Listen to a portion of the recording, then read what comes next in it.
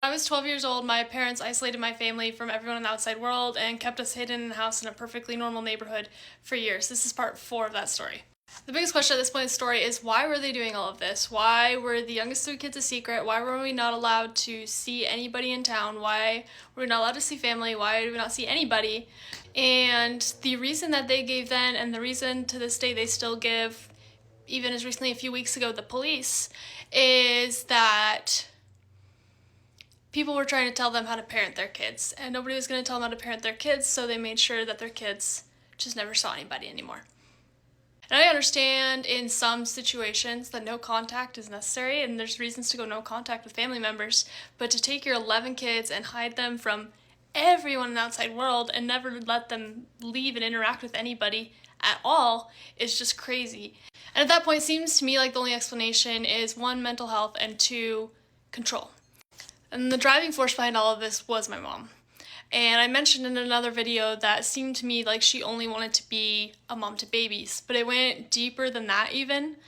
And it seemed also like she never wanted any of us to be anything but babies and little children. We were all required to call them mommy and daddy, even when we were teenagers, even when I was starting to leave and go to college. They would still refer to themselves in our final arguments and text messages as mommy and daddy.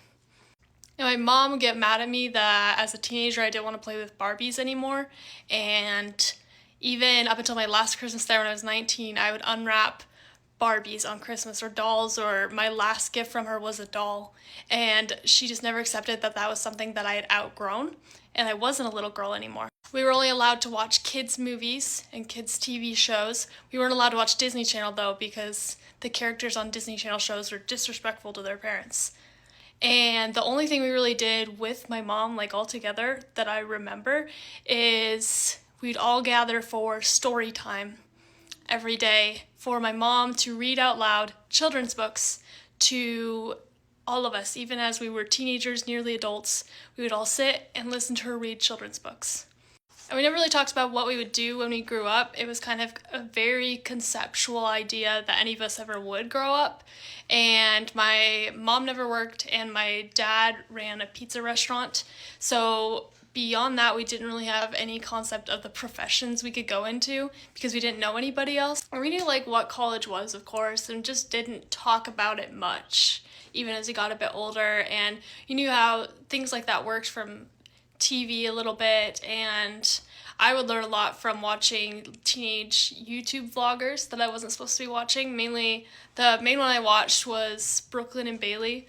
I see them pop up on my TikTok sometimes, so I remember who they were. They were girls my age, and I would see them learning how to drive with their parents and hanging out with their friends, and obviously they're influencers, and it wasn't like the 100% normal teenage years, but very drastically different than me and the situation that I was in, stuck between being treated as both a parent and a small child as a teenager at the same time. So things like those YouTube channels had me kind of quietly questioning things, but I knew better at that point than to argue with anybody about any of it or suggest this or that. It just was not worth disrupting the peace for. And so when a welfare check was called in 2018 and police officers came to our door, we were all still so brainwashed and keep the peace and not really understanding the situation we were in, that when the officers brought out me and the second oldest out onto the front porch to stand there while my parents were standing there as well and ask us if everything was okay and ask us questions, then we said, yeah, of course, obviously. And for one, we don't know anything at that point, and for 2, my parents are standing right there. So I don't really understand how that counted as really checking on anybody. My parents use that to this day to disqualify anything I try to say to speak out against them to other people. They'll say, well, when she was 18, she was standing right here on our porch and she said that everything was fine. So I don't know what her issue is now. And it's just like, we didn't know anything. We were so isolated from reality and also afraid to disrupt the little bubble we were in anyway.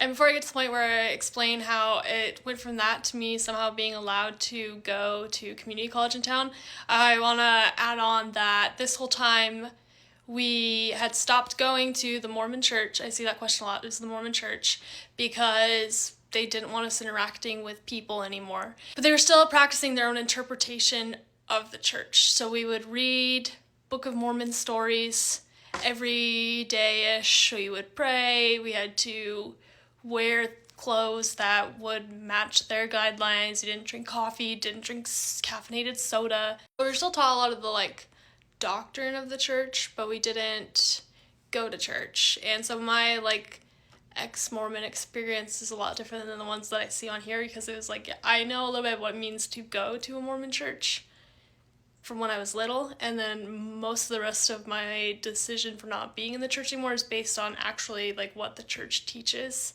from just learning about it in scriptures and conference and things like that, and not the experience with the people there. Which obviously the teachings are why some people do leave the church. That's not unique. It's just that it's unique that I had a homeschool version interpretation of the Mormon church. Oh, and the other thing that's a big mystery to me still about my childhood, before I get into that transition into adulthood from there, is the financial situation. I do see a lot of questions about that, and I genuinely don't know. I don't know how they afforded 11 kids. I don't know how they afforded to pay thousands of dollars to have the last 3 kids. I don't understand it. My mom never worked. I think I already mentioned that, but my dad ran a single pizza restaurant, and that part is still a mystery to me. I don't know, because I have no kids and a good job, and I still cannot imagine feeding 11 other people.